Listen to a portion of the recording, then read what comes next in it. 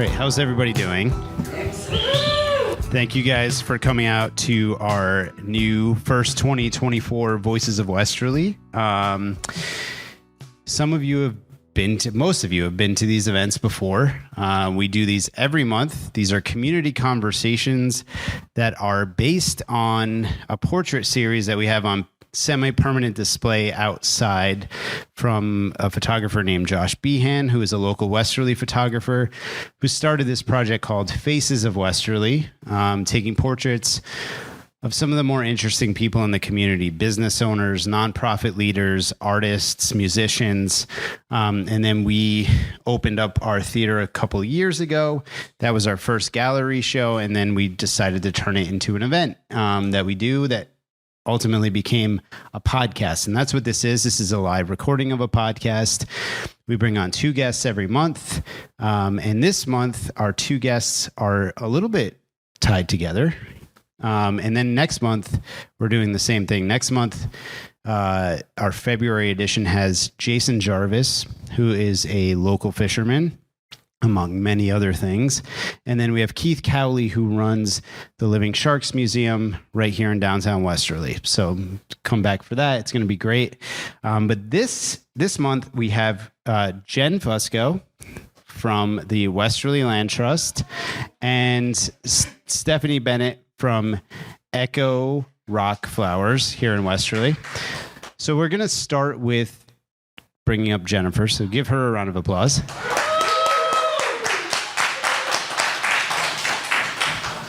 Ooh, some mood lighting. Thank you. Hi. Hello. It should be on. Okay. Oh. Is this on? Yes, you're good. You can bring it a little closer. Just kind of keep it about this far away. Okay. So you've not been to any of these events, but you've heard some of these before, so you know a little bit about what to expect. Yeah.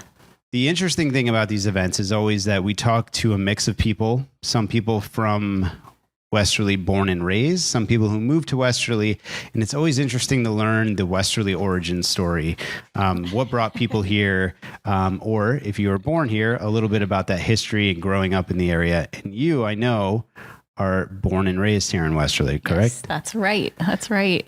I am the quintessential Westerly, the product of the Westerly Stonington rivalry. So my mom is a Westerly Italian. My grandmother emigrated from Acre, Calabria, Italy. And so my mom is 100% Italian from Westerly, and my father is 100% Portuguese from Stonington. So we have the classic rivalry. I was born into that. That is a classic rivalry. Yes. And you went to Westerly High School. I did. So you know all of the Westerly things then. Yes. All right. Good. It's always fun to talk to people who are born and raised in Westerly because that's where you get the real scoop. It's true. I again grew up here, went to high school, went to St. Pius Catholic school, and then went to Westerly High, and then I went to school in Boston. I went to Boston College, studied English. I moved to Virginia for a couple of years, and then I said, you know what? Westerly is like the greatest place in the world, and I need to be closer to the ocean. I need to be closer to family. So I came back, and that's where I decided to stay. So when you went to college and you did your studies, was conservation, because you're the executive director of the Westerly Land Trust. That's right. Conservation is a major part of your mission. Was that something that you were interested in? Was that kind of a career path, or did it kind of turn that way as you went on? It's funny how life takes you on these little windy roads, but my father built the house that my parents still live in on East Avenue in Westerly. So they have lived there for 60 something years. And I played in the backyard. And beyond that, it was this brook and a swamp.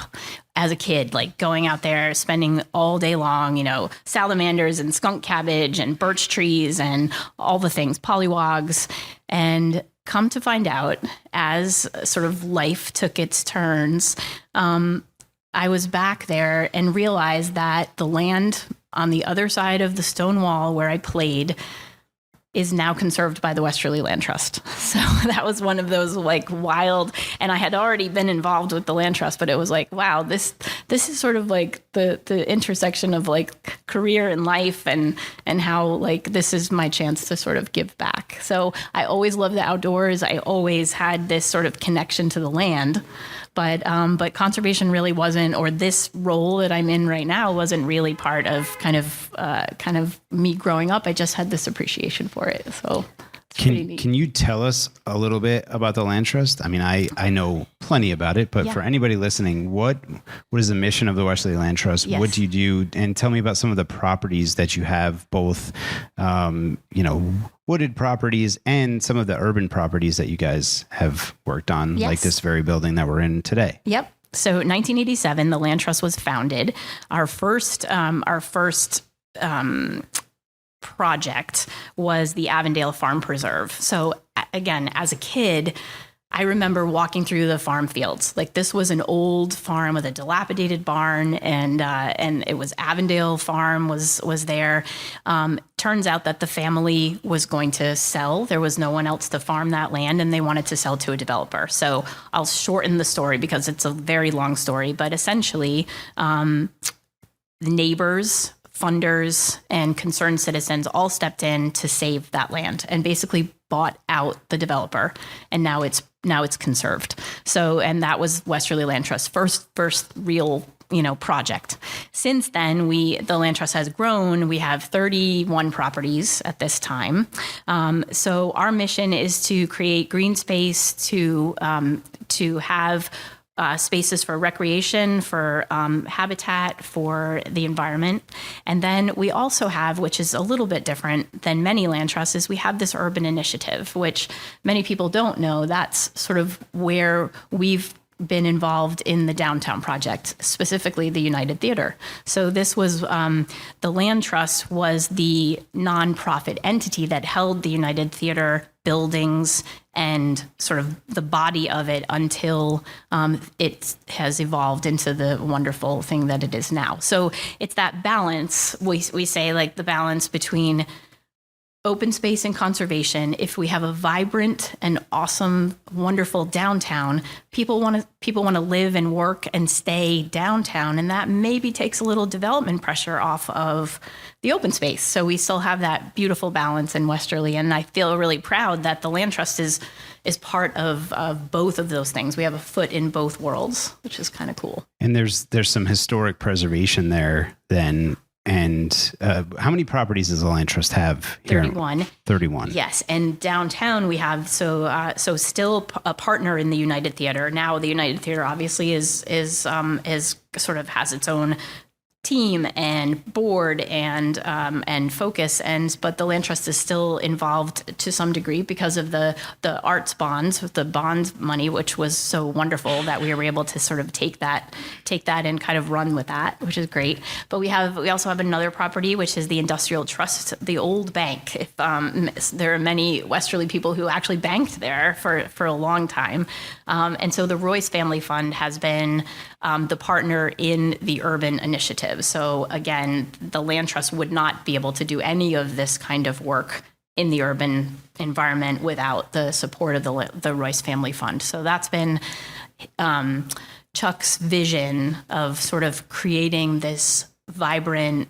arts environment downtown has really kind of it's coming to fruition, which is pretty awesome. It definitely is. And how do you think that downtown vibrancy and everything going on here kind of works with the nature side and all of the beautiful coastline and these beautiful preserves that you guys are maintaining? How does that all speak to each other and what Westerly has become and it becomes more and more every year as a destination and a place that's really special and unique? Yeah, I think that it adds to the overall attraction. What brings people here besides the beach? There's so much more to Westerly now than it used to be. Thinking back, my brother actually opened a restaurant. He was a chef operator of a restaurant in downtown Westerly in 1980. 6, 7, maybe. And this was, it was a very different place then, so Westerly wasn't ready for that kind of thing. And now I think about it now and how wonderful it would be if there was time to be able to do that again, wind back the clock a little bit. But you think about, I love the idea that we can be downtown, we can be at the beach, but within 10 minutes, you can be in the woods. You can be in the woods here on a Westerly Land Trust trail and see no people and sort of get out. And I love that balance. I love the fact that you can get anywhere in 7 minutes. So, it's pretty amazing. Yeah. How unique is that land trust model to Westerly? The way, to other communities, does every community have a land trust? I don't know a lot about how land trusts work, but it seems pretty unique and special. Yeah, there are a lot of land trusts. I know for a fact there's probably 500 land trusts across the country. Rhode Island has a crazy amount of land trusts. Like almost every community has a land trust. Not every, some are run just by volunteers, some are staff. Like the Westerly Land Trust, we're really fortunate to have a terrific staff of 5. And we're continuing to grow. We do a lot of programming. We hope to always encourage people that, it's free. It's the idea that you can be on beautifully manicured trails. We have more than 30 miles of trails. So we love dogs. We love the fact that people bring their kids. One of the silver linings of COVID, when we think about it, like so many people came to Westerly who maybe lived somewhere else and wanted to get out of the city, wanted to get out of New York, out of Boston, and they came to their summer homes and stayed. And while there was a time when the state beaches were closed, the state parks were closed, it was that sort of crisis moment. And people found us. People found the land trust and they were calling us and saying, "Are your properties open?" We're like, "Yeah, of course, they're open, sure." And that was the silver lining for us because so many people found us and became involved. And that was like one of the most gratifying things. It was like, we're all in this sort of weird crisis moment, but it's like if we can make somebody's lives a little bit better by saying like, I'm homeschooling my kid and like going out for a half an hour walk was the thing that saved saved my marriage. Yeah. But, do you, when it comes to management of the properties and all of that, I'm sure that is a tremendous amount of work, but you guys also are known for these really unique events, particularly the farm dinner that you do every year, which is one of the hottest tickets in this entire region. Can you talk a little bit about that and kind of what the mission is there and what brings that piece of work and community and working with restaurants and local farmers and things like that into your mission? Yeah. And that was, we wanted to find a fundraiser that made sense, that was sort of kind of who we were. And how this is now the 14th year of the farm dinner. So it's way back. It goes way back. And it's the idea that, how can we build up local farmers and local agriculture while doing a fundraiser. So that's kind of that was our vision to sort of start this and think about how we can tie into local ag, shine a light on what's happening, because it's been pretty cool. Westerly has sort of been this little incubator of these startup farms, which you're going to talk to someone else about that in just a few minutes. But you think about the importance of that. And so the farm dinner sort of was an evolution of that and how we can highlight local agriculture, also have local chefs. So the model of the farm dinner, if you haven't been to it, it's really terrific. It's a lot of fun. It's an al fresco meal, one table end to end against the next. So we sit 200 plus people. This year was even more, but we think like the 200 number is probably just about right. And we have everything is sourced locally. Everything is sourced. Every single ingredient, and each local chef would take one course and develop a menu that highlights what's being made available right here. So it's been a really great adventure. Yeah, I mean, people talk about it. I've been here forever. I need to come. I've missed out. I know. So let's talk a little bit about Westerly culture for you personally, and the restaurants you work with and everything like that. But what do you like? What restaurants and what are your favorite things about Westerly, especially having grown up here? What are some of the things about this town that make it special to you personally, that, going way back and then even now as things change, every single year here? I mean, I started saying about sort of my parents and like the cultural piece of it, the Italian influence. I love that. I love the traditions, like the Mount Carmel Day, for instance, at Immaculate. It's like this feast day in July, and there's a procession, and then everyone goes to their family homes and makes these amazing meals. And my grandmother, I remember, she'd make food for 20, homemade pasta, like all of this stuff. And then she'd go process. And then everyone would come back to the house and have this feast. And I still think these are the memories and the feelings that I've kind of was raised with. And I still feel like, even with this wonderful influx of new faces and new traditions, new cultures, it's really kind of cool to sort of see how all of that's kind of still woven in, and there's still some really beautiful traditions. So I love that. That's great. Yeah. And what about Westerly do you think you look forward to working on? Do you have properties that are kind of coming under the Land Trust banner soon, and new works there? Always. I mean, we're always thinking about what can we conserve. And one of the things that the Land Trust Board this past year has been working on a strategic plan. And part of that, like having a 5-year vision going forward. And how do we create more green space in urban areas, in downtown? So we're not making any more land on the outskirts. So we know that there's only a certain number of parcels that are still gonna come up for sale and or for donation. So these are things that we are actively working on. But how do we create like pocket parks? How can maybe we work with developers so that the Land Trust is not anti-development? We're going to try to work with developers to say, okay, you know what? How about if the Land Trust, we're working with a developer right now on a project in town, and the developer has donated or will be donating an 11-acre parcel that we'll put a couple trails in.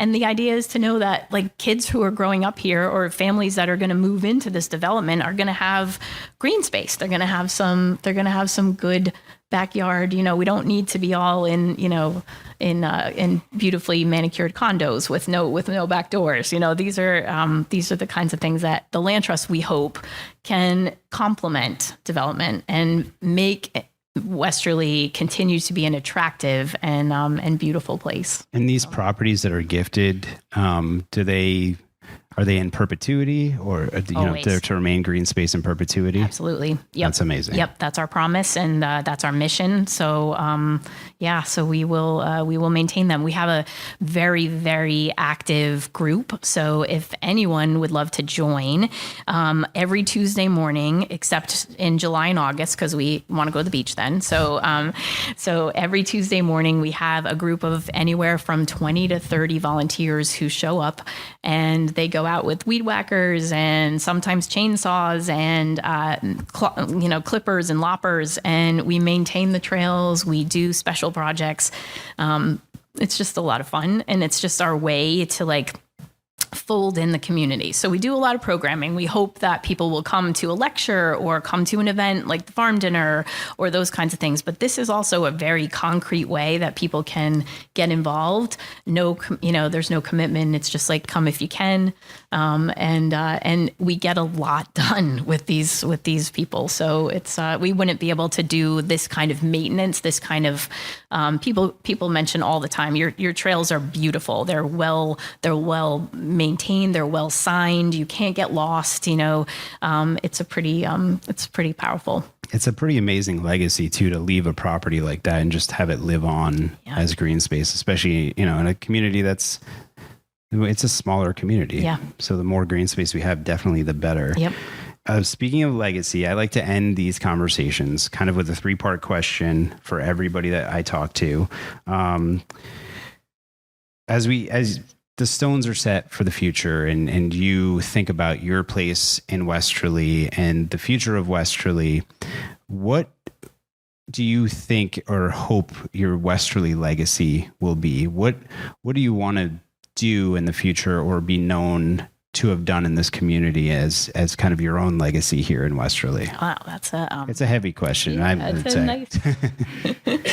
Well, answering, from the land trust perspective, I think again, it's the idea of creating connections between people and the land and sort of affecting people's mental health and their sense of community. And, the land trust talks about Westerly's sense of place. And that's sort of like this ethereal thing. What does that mean? No one really can define that, but there is a sense of place here. We're a different community than Stonington, or we're a different community than Charlestown. We have a very unique fabric, and it starts from the immigrants who came here, the quarries, the bedrock of our community is granite, and it's just when we think about legacy and kind of building upon what our grandparents wanted, this land of opportunity, this feeling of like, I'm going to create something here. I think about that, and I think about the land trust sort of adding to that and building on that. And the nice thing is, it's forever. It's forever. So I love that. Yeah. For me personally, I am happy that I'm in the place where I was born. I'm meant to be back. I'm meant to be where I am. And I feel really, it's profound when you think about like going away and then coming back and feeling like, wow, this is what I'm meant to do. So, but what I want is, on my gravestone, I wanted to say, here lies Jen Fusco. She made a great salad. So, nice. So, nice. That's really what I like, because I do love to make a salad. That's great. I mean, that's a legacy for sure. Well, thank you, Jen Fusco, for joining us. I encourage everybody who has not gone to a land trust property and walked these trails to do so, because they are indeed beautiful. And I'll see you at the farm dinner this year. You got it. All right. Thank you. Thank you.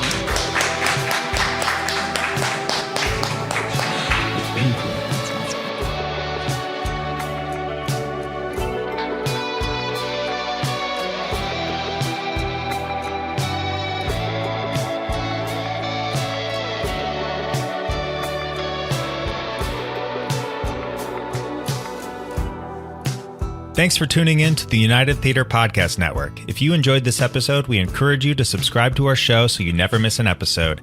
And if you could take a moment to leave a review, we greatly appreciate it. Your feedback helps us create content that you love. So hit that subscribe button and leave us a review, and we'll see you on the next episode.